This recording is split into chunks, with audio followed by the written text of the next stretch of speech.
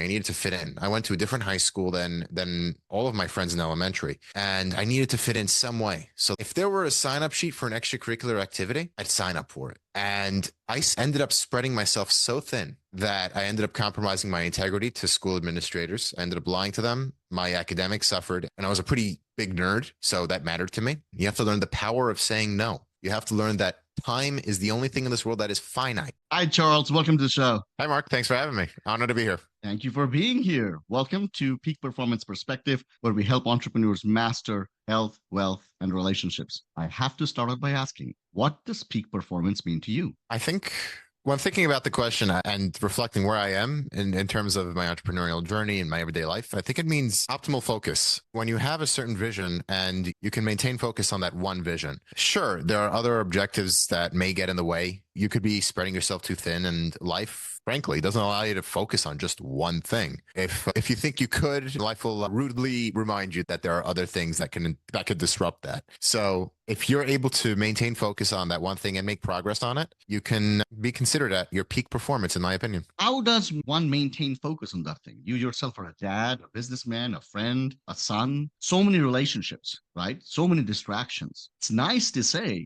that, hey, I want to be able to focus on this one thing. The reality of life is these are hooks that dig into and pull you away from the things, right? So how do you deal with that? Yes, that's what I said. Right now, the most important thing to me in the community I live in is business performance and building yourself up to be as economically independent as possible. And yeah, I'm a dad's son, and soon to be another. I'm expecting another in a couple of months. And these different hooks require you to really learn yourself. It sounds a little weird, but I'm about to celebrate my 10-year high school reunion in a couple of weeks. And in high school, I had one of the most educational experiences, not because of the books I learned or the lectures I was given, but about myself. I learned that I have an ambition that can be dangerous in a way. I went through something that I'll go just a little shallow into the story that I needed a sense of belonging. I needed to fit in. I went to a different high school than all of my friends in elementary, and I needed to fit in some way. So the way I decided to cope with it was, if there were a sign-up sheet for an extracurricular activity, I'd sign up for it. And I ended up spreading myself so thin that I ended up compromising my integrity to school administrators. I ended up lying to them. My academics suffered, and I was a pretty big nerd, so that mattered to me. And I learned that you just can't do that. You have to control yourself. You have to not spread yourself too thin. You have to learn the power of saying no. You have to learn that time is the only thing in this world that is finite. That happened in 10th grade. After that sophomore year where I learned myself and that rock bottom, I learned the power of no. I learned the power of focus, and I learned the power that time was finite. So as corny as it sounds, that one lesson, that one shallow point in high school taught me so much. I ended up turning my high school trajectory around completely. Ended up running for student government and being honored with a speech to address the entire school and parents. It was a goal that I was striving for when I signed up for all those extracurriculars and some. Of course, went to college, and I'm here now celebrating my 10-year reunion in a couple of weeks. That's a long-winded answer of focus is a matter of learning yourself. Because, yeah, life does have all these hooks. I am a dad. I have a few ventures going on, and it's just learning yourself, how to put yourself in the best situations you can. When you're deciding in your day what to say no to, sometimes it's not that easy. Of course not. What is that you follow to be able to say no to the things that I know I should say yes, I'm expected to say yes, I'm going to say no?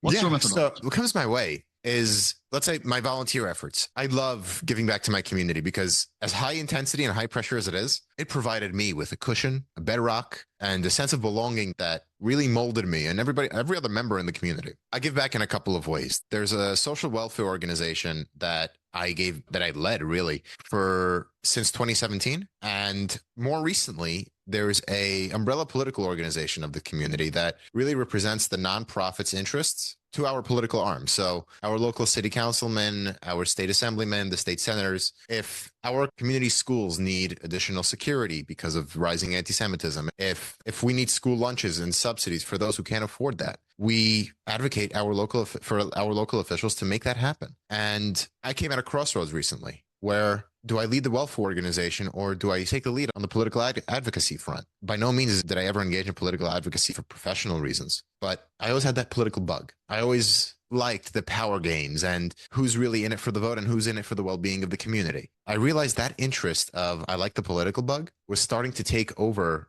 my overall time and volunteerism that I allocated. So let's say it's a biblical commandment, you give back 10% of whatever you make to charity. In my opinion, that includes time, not just money. So I have my 10% of time. If you take that 7 days a week, usually it comes out to about 8 hours a week. That 8 hours was being eaten up more and more by my political volunteerism than my social welfare giving back. And I just realized I had to have an honest conversation with myself and say, it's time to step down from the social welfare organization. If it's not getting my full focus and attention, I have to honor those members of the community that I'm serving. So I said, as of September, I'd have to step down from that position. That was, again, me learning myself and that I'm really passionate when it comes to power struggles and political advocacy. And I knew that would win it overall. So I took that step back from the social welfare organization. But not to say, in my daily life, I run an e-commerce business. Marketing and audience building is a huge part of it. The political advocacy organization, when I stepped in, was still running on mail, US mail, no website, no digital footprint at all. And there's so much help I can give it, but I know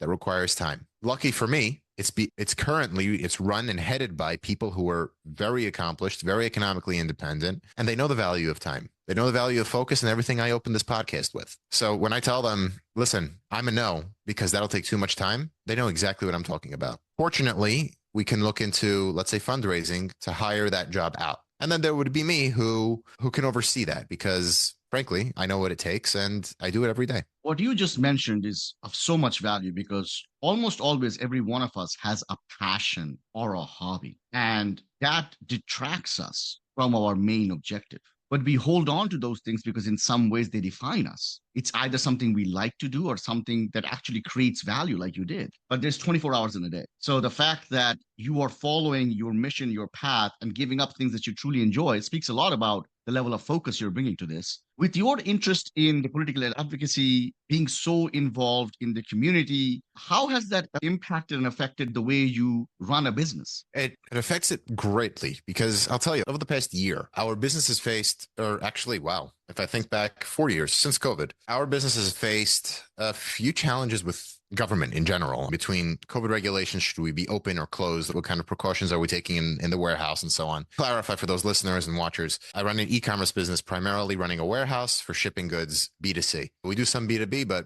we primarily focus on B2C. And then we really struggled with shutdowns and further government involvement on how we operate our business. And what I realized was relationships are everything, not just within business, which is very important because relationships in business are really priceless. The same goes for government. When you have a relationship with your local officials, and I'm talking really local, we're just 2 days away from the presidential race in America, that's not what's affecting your day to day. All politics are local. And what I realized was if you're showing your local elected officials that you're giving back to your community, you're making life better for them, you want to bring them in the circle and share the credit with them, by all means, that is bringing them in the loop. And it can actually enhance operating your business in a smoother way so that, let's say you face a disruption of a local government conflict where they don't like the way you're running your business. You're blocking the sidewalk. They're not picking up the trash. You can actually lean on that relationship, and it will take investment, both monetary investment and time investment. But that's how I learned it. And to make it more business oriented, I believe everything in life is the center will take you forward. The center is the only way you progress. So you take in perspectives from the extreme right, the extreme left, or in business, like the extreme, I would call it banning or the extreme embracing of a certain practice. And you'd usually find your answer somewhere in the middle.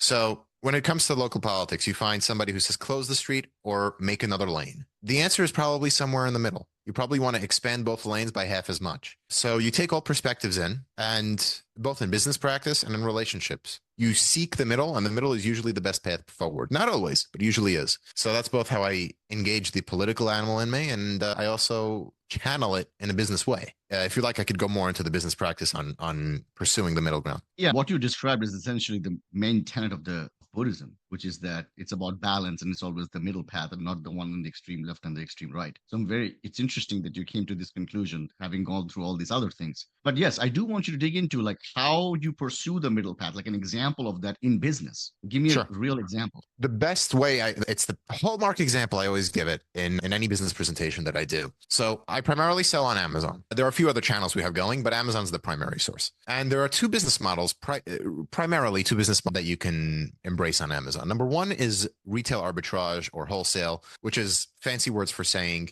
you go into a store, you buy something for $5 and you sell it for more than $5. And the second model is private label, where you manufacture a certain good, you create a brand around that certain good, and you scale it up. And certain niche in that certain brand is something that only you have, and you try to build an audience based on that and a certain brand affinity. And who knows, maybe you'll be the next Johnson & Johnson. A lot of people have been saying that retail arbitrage is dead. Retail arbitrage is dwindling away, becoming more and more hard. And on that last point, I agree. It's becoming more and more difficult because these brands like Johnson & Johnson, P&G, Hewlett-Packard, Lego this past week are all realizing that, yeah, people are going into Best Buy. People are going into different retailers, buying their goods, maybe at a sale, maybe at a closeout price, and reselling it online. Those brands don't want to give up that control of their good to these third-party wholesalers or these third-party retailers. They're trying different legal maneuvers. Long story short, there's something called the first sale doctrine in America where you can always resell something you buy legally. It's very hard for them to actually put together a legal case. But in the end of the day, they have a much larger power of the purse than you do. And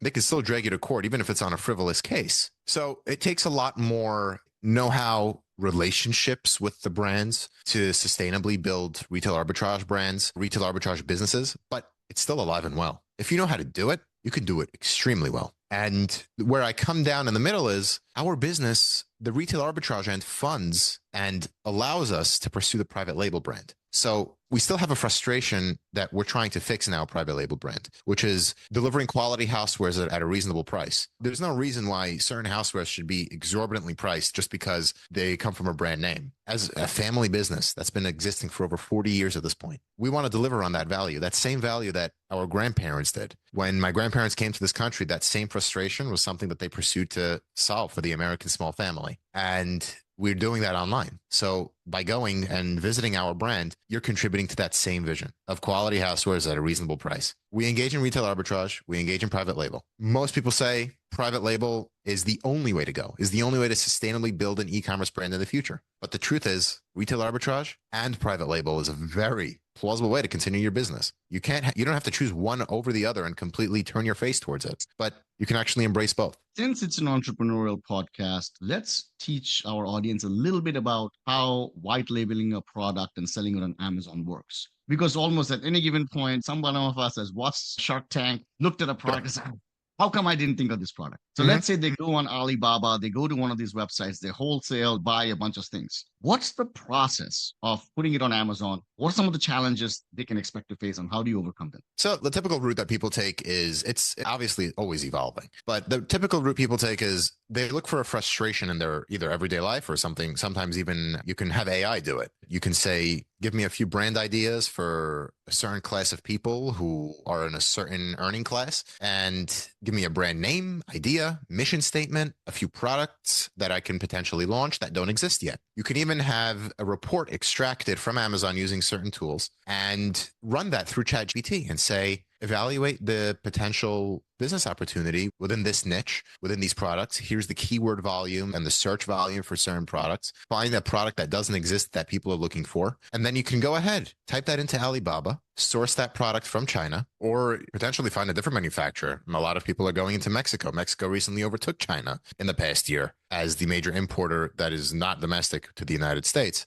Once you do that, you can put together graphics, put together a product, you can put together a patent, you can trademark the name. And once you put together the imagery, you optimize the product listing for both AI searches as well as keyword researches, so you get the most eyeballs on your product as possible. You try to drive traffic to it. You try to drive traffic in two ways. One is organically by trying to pump up as much press as you can. Get in touch with influencers, Newsweek, news agencies, saying, hey, this product is coming out for this frustration. So people say, let's say the typical go-to is a garlic press. Let's say you have the best garlic press out there and you go to Kitchen Made magazines. You go to, what's her name? Betty Crocker. You go to Rachel Ray and say, I have the best garlic press possible. that's one version of traffic. The second is much easier but more expensive. Ads. There's something called PPC or pay-per-click. You can buy pay-per-click from Facebook, Google, most importantly, Amazon. Invest in video ads, picture ads, or even collaborations with different influencers that'll channel traffic to your product. The more customer experiences that are positive towards your product, the more engagement you have, the more money you bring Amazon, because quite frankly, 15% of the sales you make are going towards Amazon. In addition to the pick and pack fee that they'll charge you for shipping the product to the customer, Amazon's making more money when you're making more money. The more external traffic you're driving to Amazon, the more Amazon will reward your product page. And from there, as long as you deliver a positive customer experience, the ideal image is customers will say, wow, that brand really delivered on their message. That brand really delivered value to me. And that's how you would get launched on Amazon or in a modified way in e-commerce in general. Anything I missed? Anything I'm going to go into more detail about? Oh, this is good. You started your first business at a very young age. And we talked about a little bit on your high school journey and how you realized that you were different than others. What was the journey like when you just decided, I'm going to go the non-traditional route and start a business instead of just going and getting a job and sticking there for 40 years? So I worked the conventional job. Let's say I thought I was going to law school at some point. So I worked 2 years as a litigation paralegal and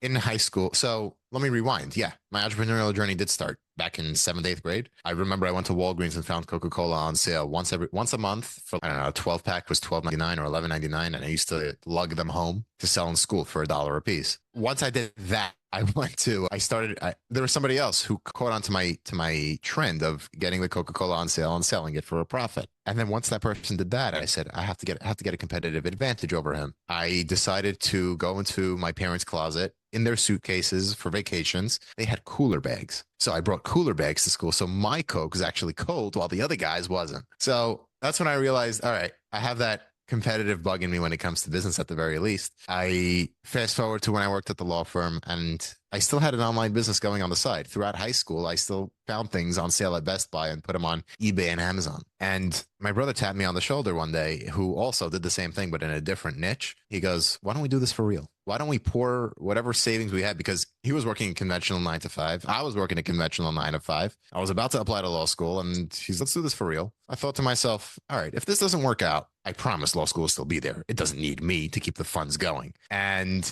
we poured whatever we had into it and just never looked back. I am not a lawyer. And there's no question I have an affinity for the administrative stuff. I still handle the administrative stuff in business, but we just took the plunge together. In the end, I knew that I'd have to really work and hustle to make it big. If I were going down the legal route, I knew I'd have to hustle at a big law firm, make partner. In the end, my eyes were set on an equity ownership in a big business. I knew that I couldn't be working really at any 9 to 5 that wouldn't give me frankly, the money I wanted. The money I wanted would have had to have been at an equity position. Sure, there are some corporate W-2 jobs that would give me the money I wanted, but I'd still be working under people. Maybe I could swallow that pill. But in the end, economic independence was the most important thing to me. And the entrepreneurial route just presented itself to me. So I jumped on it. I was single, no commitments. And thank God it served me well. This drive that you have to compete, to win, to create value, do you think entrepreneurs are born with this, or is this something that is developed over time? And you can't say it's a mix of both. If you have to pick one or the other, no. I think it's learned because actually I had this conversation with my dad maybe a week or so ago. I said, Dad, why are certain people my age in this position? We were in a group setting and I had the privilege, what I think, to look back to say, how come this person ended up there? This person ended up there? Because like I mentioned earlier, I'm in a tight-knit community. So I know plenty of contemporaries for a very long time. And he goes, Charles, what was the difference between the way I parented and the way most of the others were parented was that nothing was given to you. Thankfully, we were raised very comfortably. And the main difference being nothing was given to us, not a penny. When my brother tapped me on my shoulder 7, 8 years ago and said, do you want to go into this venture full-throated? Not one penny was from Dad. Not one penny was from anybody else. I remember as a 18 to 20-year-old, I withdrew from my Roth IRA to fund this business. And any investor knows you never withdraw from any IRA. It's learned. It goes back to my first job. I remember going to Dad when I was 10 years old, 4th grade. And I said, Dad, how do you make more money? Because I realized at that point, money was freedom. And that's the key. I realized money was freedom because it wasn't given to me. And I said, Dad, how do you get money? He goes, you work. I go, but I'm 10. How do I work? And he goes, see Grandpa over there? Go to Grandpa. He'll give you a job. All right. Privilege. I have Grandpa. Grandpa's going to employ a 10-year-old. Every Sunday morning as a 10-year-old, I showed up to his greenhouse with his plants and I swept and I watered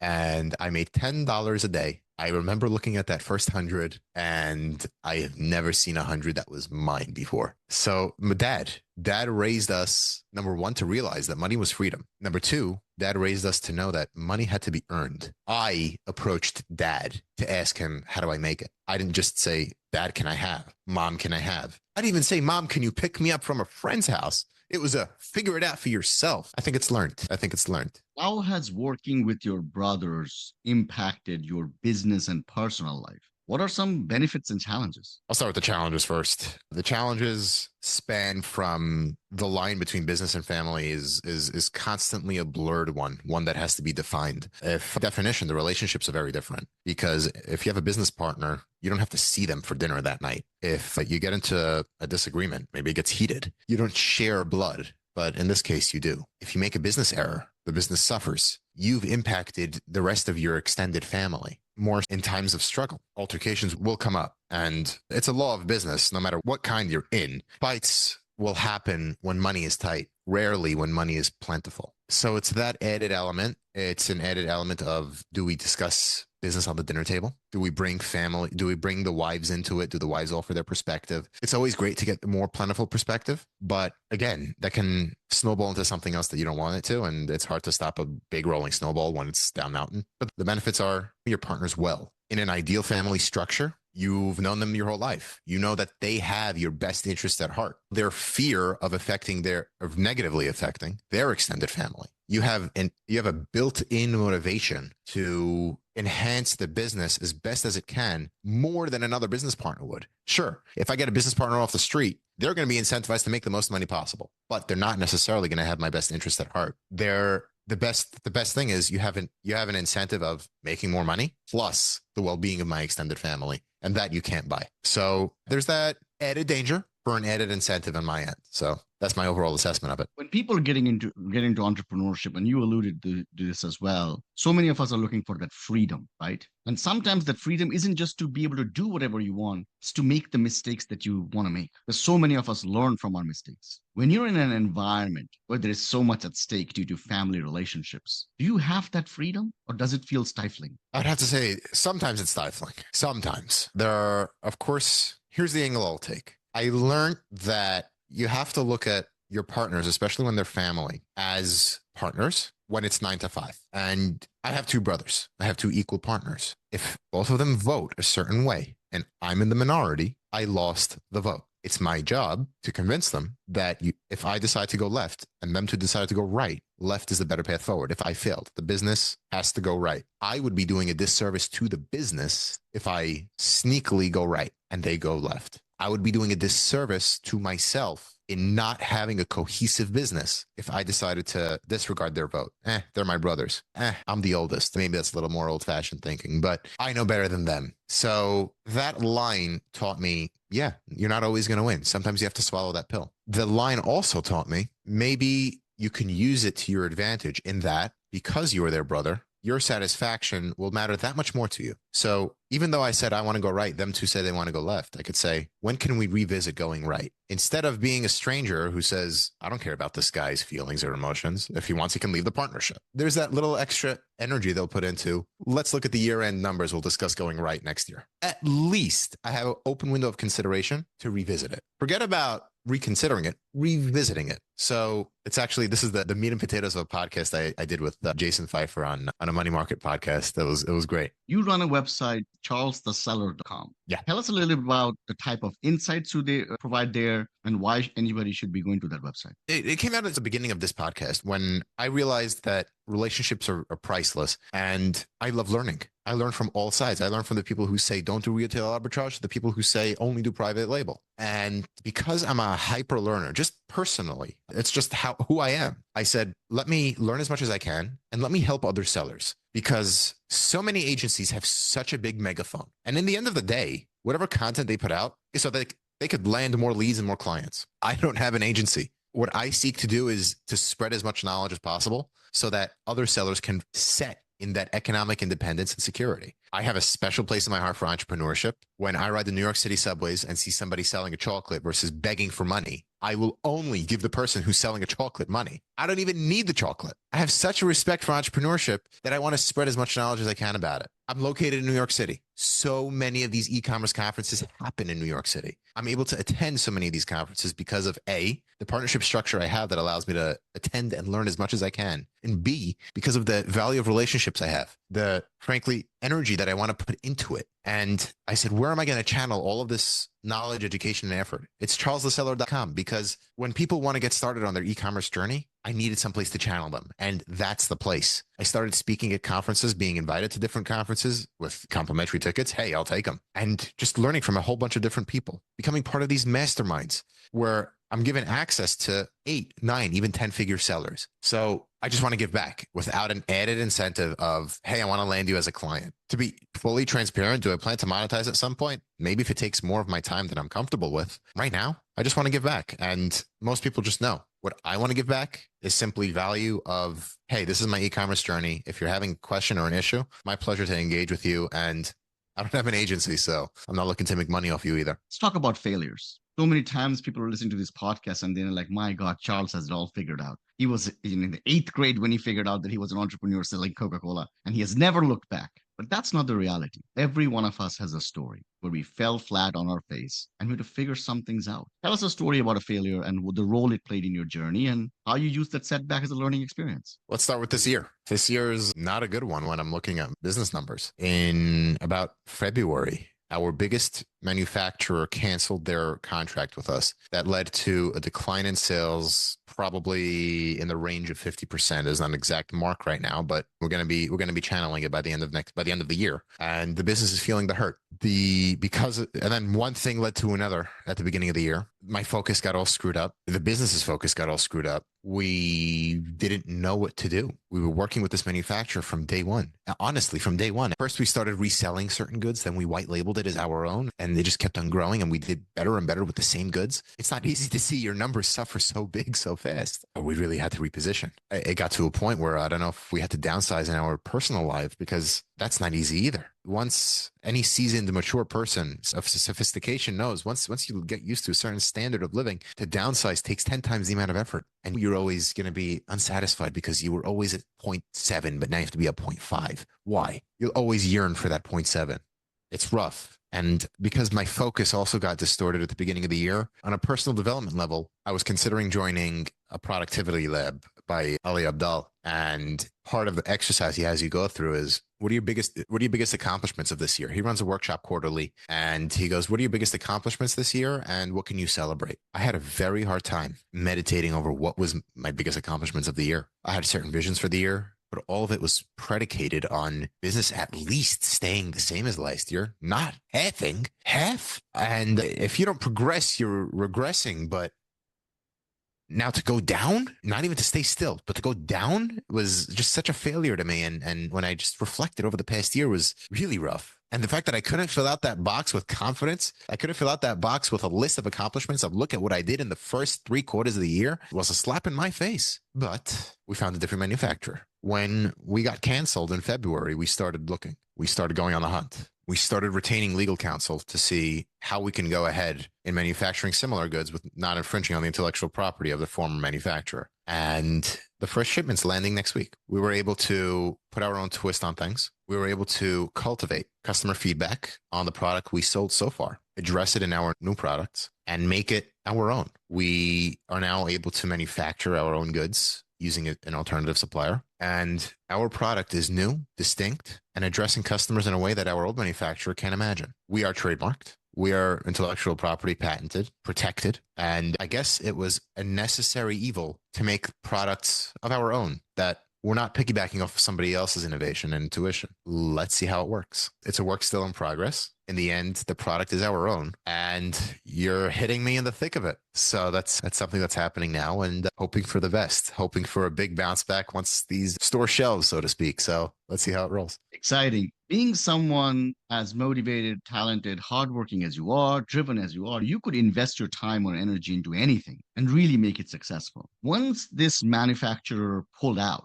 why did you continue on this path? Why not just pivot and do something different? I think I did do something different. We recreated the same product in a better way. We actually innovated on their product. They had an idea. It wasn't serving customers. We had an idea to serve customers. So instead of going through a big bureaucratic corporation like they are, we decided we're a small business. We'll pivot. We'll respond to customers in a much quicker way instead of pushing papers and going through, I don't know how many levels of bureaucracy like a big corporation might have to. And that's the advantage of a small business. We were forced to do that. A better idea would have been to do that a long time ago, not wait for them to cancel us and not go through a year of pain and dwindling numbers. But hey, you learn. And we have other relationships where we should probably be doing the same, creating a product that better addresses customer frustrations and feedback. So when we're put in that position now, the thing I learned was should have been done long ago. As far as investing the energy, it's the only thing you could do. You can't control a manufacturer canceling you. You could control how you react to it. And success is not guaranteed. The only thing that is guaranteed is the effort you could put into it. And once you put in that effort, the rest is luck. The only thing you could control is the endless effort you could put into it. And that's my general take in towards success in life, success in content, or business in general. Or someone listening to the podcast who maybe is holding on to a full-time job but wants to start a side hustle, what is some advice you would give them so they can get started? So the first piece of advice is I have a friend and mentor by the name of Steve Chu. He's the owner of My Wife Quit Her Job. It's a blog that does exactly what it describes. My wife quit her job, and he works 20 hours a week running 3 7-figure e-commerce businesses. The rest of the week he doesn't work. He is the writer and author of the Wall Street Journal bestseller of Family First Entrepreneur, which is exactly what it sounds like. Family first, yet an entrepreneur. If you allocate a few hours a day, and it's usually your Netflix time, it's usually your TV time, yeah, you'll grind for a year, maybe 2, maybe more. And it's very possible in today's day and age to start something as long as you're willing to sacrifice that nighttime few hours. It's not going to be pleasant, but what will be pleasant is the independence that it can give you. Again, it comes down to discipline, it comes down to focus, comes down to learning yourself. Go through the Family First Entrepreneur. It's just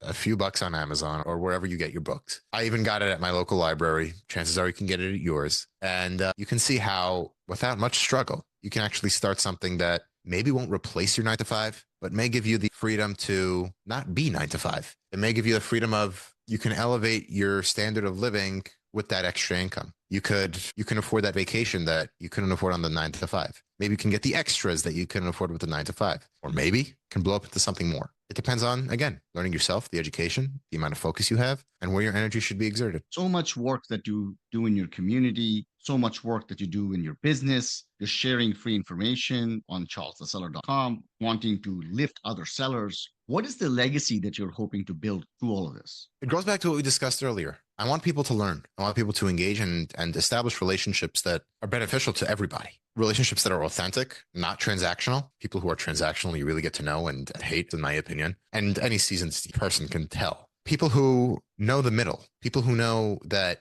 there's nuance in this world. There's instead of an approach where you want to box people out and not share information, where it's really more of a combative and hoarding perspective of there's only so much information out there and so much of an advantage. I'm not going to share all my information with others because maybe they'll use it. I hope to cultivate a culture of, instead of trying to take a bigger slice of the pie, to grow the pie. All of that comes through whatever I just discussed, cultivating those relationships, pursuing the middle ground when it comes to different extremes of a certain argument or a certain methodology, and the attitude of let's grow the pie. Because once you grow the pie, e-commerce is only at 15% of retail today. 8%. And there's Amazon, Shopify, Amazon, and Etsy, and Walmart in the way they are. We all know e-commerce is going to take all of retail over one day. The pie will grow, contribute to the growth. That's the ultimate culture that I want to work towards. Growing the pie instead of worrying about taking the largest piece of the pie. I think it's a brilliant and refreshing idea. And the work you've done, Charles, is literally a testament to the things you are saying. There's so many people who come on the podcast and they say things that are not true to themselves or sometimes not reflected in the work they're doing. But you, my friend, are uniform all across the board. It is an honor and a pleasure meeting you. And it was wonderful getting to know you a little bit and understanding how the e-commerce world works. Thank you so much for being on the show. Any last words for our audience members? Thank you, Mark. Yeah, likewise. It's a pleasure being here. And I don't know if it came through either to you or to the audience. I was speaking from the heart. Every word I was speaking from the heart. And on that last point of sharing what you know, I highly recommend going to, it was the last week of October. Jason Pfeiffer has a phenomenal newsletter that he works on called One Thing Better. And he goes into, it's funny how it was just last week, how sharing your knowledge and giving what you may consider to be your competitive advantage out for free without expecting anything in return can actually enhance your stance in your personal brand, in your business brand. And that's the model I'm trying to mimic. When I post on LinkedIn, that's completely free content and that's just trying to promote a community like I've been describing. That's the culture I'm going after. Now, it's just, I hope so many more people can embrace it. I'm not saying go ahead and disclose your business to other sharks who can go and mimic it. You still have to be smart about it. And to be honest, in the Amazon space, it's a lot more cutthroat than, let's say, the general e-commerce Shopify space. So you still have to do it within reason. But if there's a certain move you can think that others will mimic and won't negatively impact your business, why not share? Why not give that person that extra leg up? Because guaranteed is you don't know when that person can come through for you. And what I would say is never poo on a relationship. You never know when they can come through for you. So with that is, listen, I'm all ears, guys. So if it comes to relationship building, anything in the e-commerce space, entrepreneurial space, again, I don't make money on it. Feel free to reach out. It'll be my pleasure to help. Thank you so much for being on the show, Charles. I hope to talk to you soon again. Thank you, Mark. It's a guarantee.